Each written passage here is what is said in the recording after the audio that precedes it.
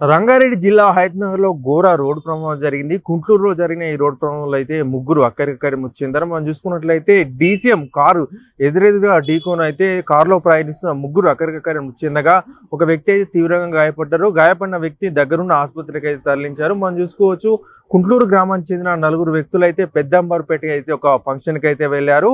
రాత్రి అక్కడే నారావారిపల్లిలోని ఒక వ్యవసాయ క్షేత్రంలో బస చేసి ఈరోజు ఉదయం అంటే 6 గంటల ఆ ప్రాంతంలో తిరిగి ఇంటికి వస్తున్న క్రమంలో అయితే గుంటూరు నుంచి కుసుమపల్లి వెళ్తున్న డీసీఎం అయితే కారు వేగంగా వెళ్ళైతే ఎదురుగా వెళ్ళి ఢీకొంది. ఇందుకు సంబంధించిన ఒక విజువల్స్ కూడా సోషల్ మీడియాలో వైరల్ అవుతున్నాయి. అట్లా పెట్రోల్ బంక్ ముందైతే ఈ యాక్సిడెంట్ జరిగింది. పెట్రోల్ బంక్ లో ఉన్న సీసీ కెమెరాలో అయితే ఈ కారు డీసీఎం ఢీకొట్టిన విజువల్స్ అయితే రికార్డ్ అయినాయి. ప్రస్తుతం ఆ విజువల్స్ అయితే సోషల్ మీడియాలో వైరల్ అవుతున్నాయి. అయితే ఈ ఘటనలో మనం చూసుకున్నట్లయితే కారు అతివేగంగా వచ్చి డీసీఎం ఢీకొన్నట్లయితే మనకు స్పష్టంగా కనిపిస్తుంది. ఇక మృతి చెందిన వారిలో మనం చూసుకున్నట్లయితే గుంటూరు గ్రామానికి చెందిన చంద్రసేనారెడ్డి, త్రినాథ్ రెడ్డి, వర్షిత్ రెడ్డి అయితే ఉన్నారు. వీరు అక్కడికక్కడ మృతి చెందగా మరో వ్యక్తి పరిస్థితి విషమంగా ఉండడంతో అయితే దగ్గరలో ఉన్న ఒక ఆసుపత్రికి అయితే తరలించారు. మనం చూసుకున్నట్టయితే అక్కడ అంటే గుంటూరు గ్రామానికి చెందిన ఈ ముగ్గురు వ్యక్తులు కూడా ఆ కుటుంబంలో ఒక్కొక్క కొడుకునే అని చెప్పేసి కూడా స్థానికులు చెప్తున్నారు. దీంతో అయితే వారి తల్లిదండ్రులు అయితే తీవ్రంగా రోధిస్తున్నారు.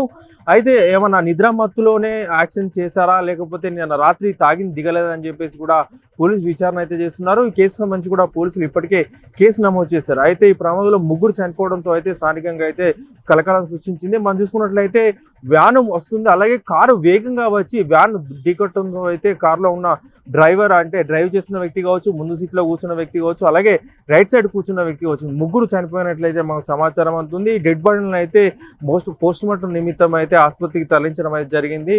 ఈ ఘటనకు సంబంధించి కూడా ప్రస్తుతం పోలీసులు అయితే విచారణ జరుపుతున్నారు.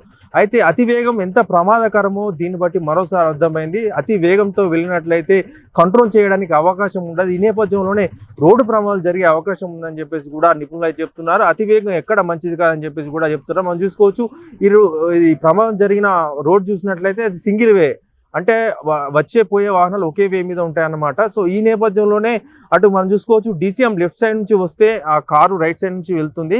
కానీ ఆ కారు సడన్ గా డీసీఎం ముందుకు వచ్చి ఢీకొట్టడంతో అయితే ఈ ప్రమాదం జరిగినట్లయితే మనకు విజువల్స్ బట్టి అయితే అర్థమవుతుంది. ప్రస్తుతం ఈ కేసు విచారణ అయితే కొనసాగుతుంది. అయితే ఈ కేసులో అంటే ఎవరు తప్పు అని చెప్పేసి కూడా మనం చెప్పలేము. ఎందుకంటే వేగంగా వచ్చి కారు ఢీకొట్టడం వల్లే కారే అత్యంత వేగంగా వచ్చినట్లు ఢీకొన్నట్లయితే అక్కడ ఉన్న వారు ప్రత్యక్ష సాక్షులు అయితే చెప్తున్నారు. ఏదేమైనప్పటికీ కూడా ఈ ఘటన జరగడం విషాదకరం అని చెప్పేసి కూడా స్థానికులు చెప్తున్నారు.